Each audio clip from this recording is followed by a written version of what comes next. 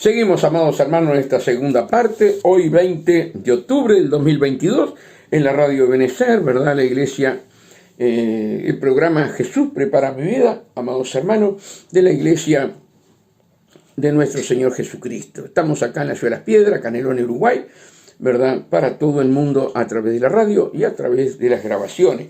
Estamos hablando, hermano, escogidos para salvación. Escogidos para salvación.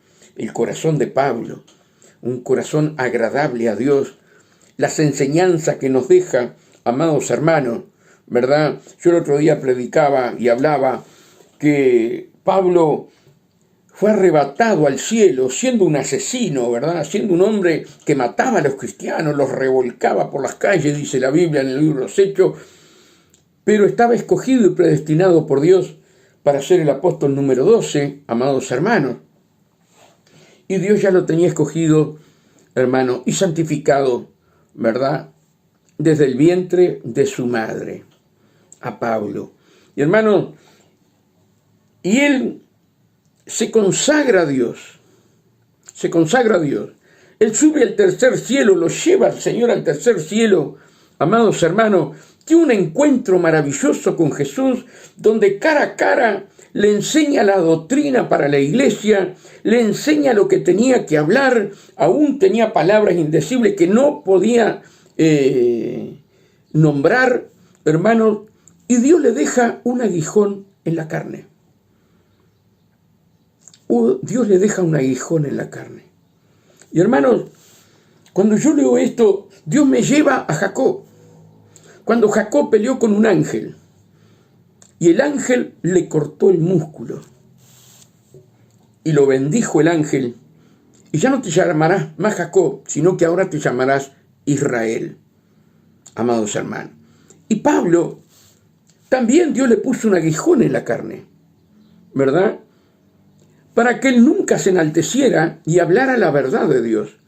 Para que Pablo, ¿verdad?, no se apartara de Dios y siempre dependiera de Dios. ¿Cuántos de nosotros precisaríamos un aguijón en la carne, verdad?, para hacer la voluntad de Dios, amados hermanos. Y él enseña conforme lo que Cristo le enseñó, lo que Cristo le habló allí en el tercer cielo. Y ya estuvimos hablando, ¿verdad?, de 2:13, escogidos para salvación. Ahora quiero leer 2 Tesalonicenses 3. Mira qué importante. Que la palabra de Dios sea glorificada.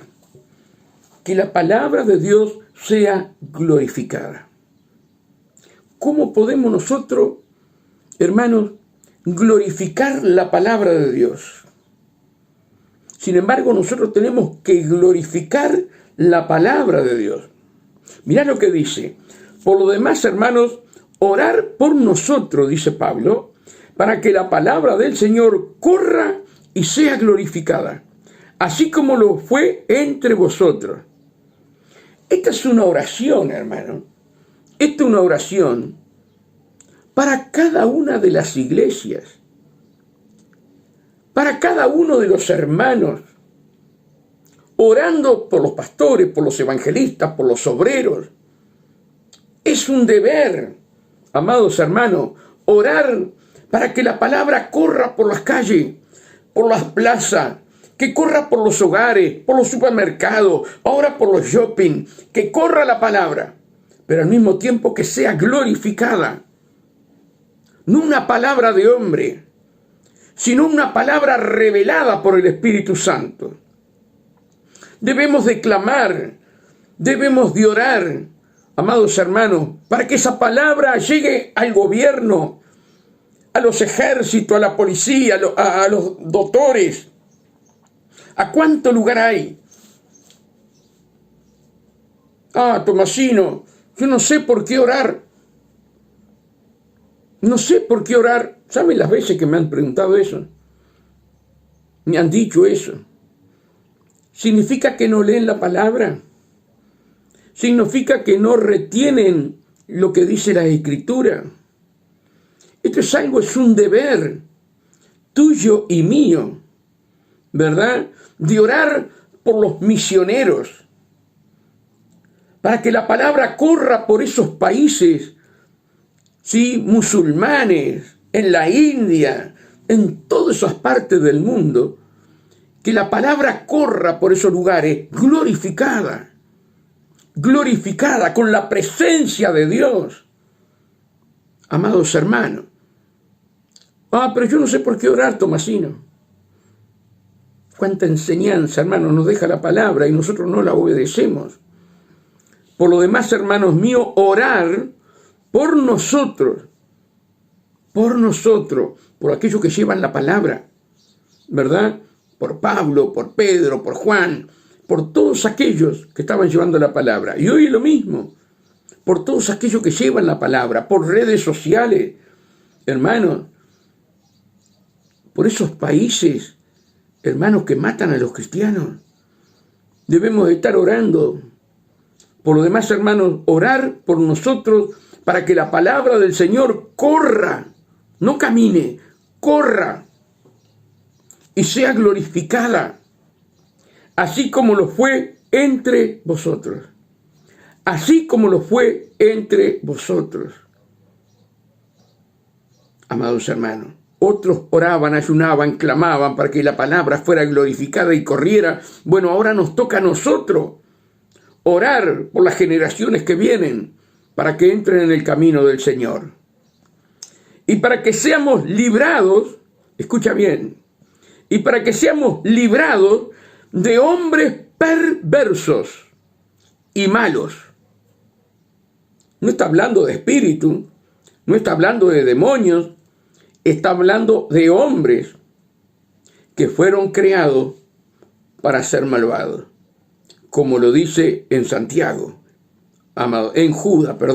como lo dice en Judas.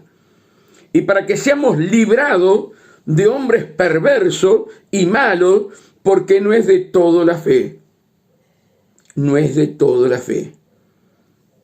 Entonces la iglesia, los hermanos, tienen que estar orando para que aquellos que predican la palabra, que salen al frente de batalla, ¿verdad?, Dios los libre de hombres impíos, hombres malvados, y no solamente de demonios ni de Satanás. Lo dice la palabra, hermano. Lo dice la palabra. Te lo vuelvo a repetir. Y para que seamos librados de hombres perversos y malos, porque no es de todo la fe. Pero fiel es el Señor, que os afirmará y guardará del mal. Pero fiel es el Señor, que os afirmará y guardará del mal. Pero necesitamos la oración, necesitamos estar clamando, necesitamos estar unidos como Padre, Hijo y Espíritu Santo, unidos siendo uno, amados hermanos. No nos confundamos. Hagamos la voluntad de Dios. No seamos engañados, ¿verdad? No seamos engañados. Que Dios nos dé esa fortaleza, ¿verdad? A ver, voy a encontrar, acá en Judas, para que ustedes lo lean, a ver si lo puedo encontrar. Es una hoja sola, ¿verdad? Pero Judas nos habla. Bendito sea Dios.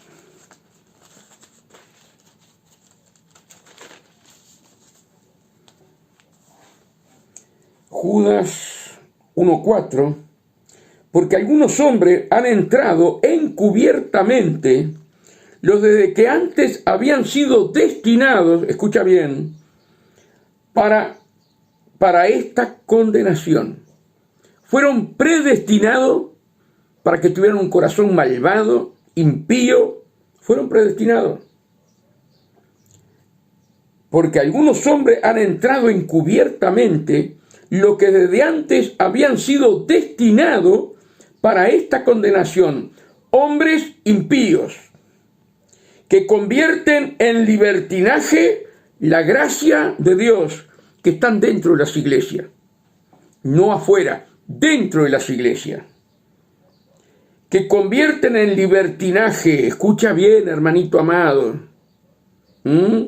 Hoy vemos libertinaje por todita las iglesias, en los 5 continentes. Son hombres impíos, que convierten en libertinaje la gracia de nuestro Dios y niegan a Dios, el único soberano, y a nuestro Señor Jesucristo. ¿Cómo lo niegan? No cumpliendo la palabra, no obedeciendo la palabra, haciendo su voluntad dentro de la iglesia, hermanos, trayendo cosas del mundo, entreverando lo santo con lo profano y engañando a miles, siendo ciegos y guías de ciegos.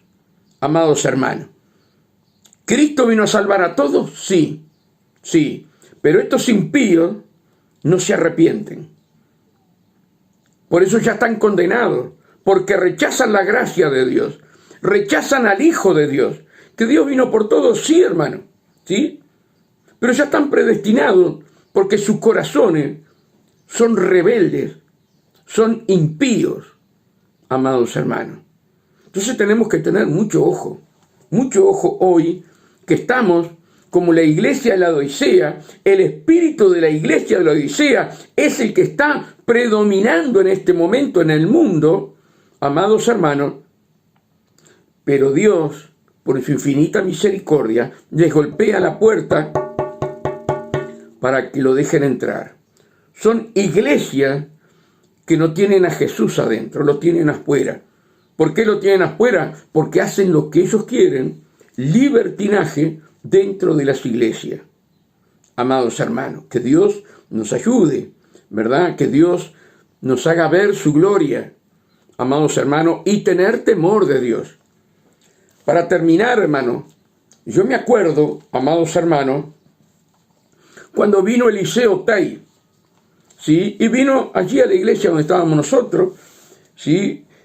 Que fue Jorge Roja el que lo trajo al Uruguay, a Eliseo Tay. Y bueno, estuvimos con él, comimos con él, bueno, estábamos siempre alrededor de Eliseo Tay.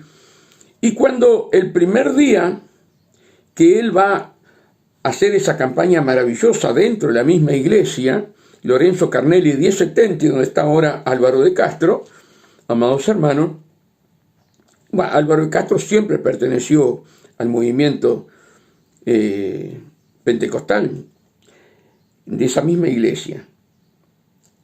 Y cuando él está con nosotros hablando con la reunión de obreros, él dijo allí a todos nosotros, Eliseo Tay, hoy Dios va a bajar la nube y toda la iglesia va a estar dentro de la nube de Dios.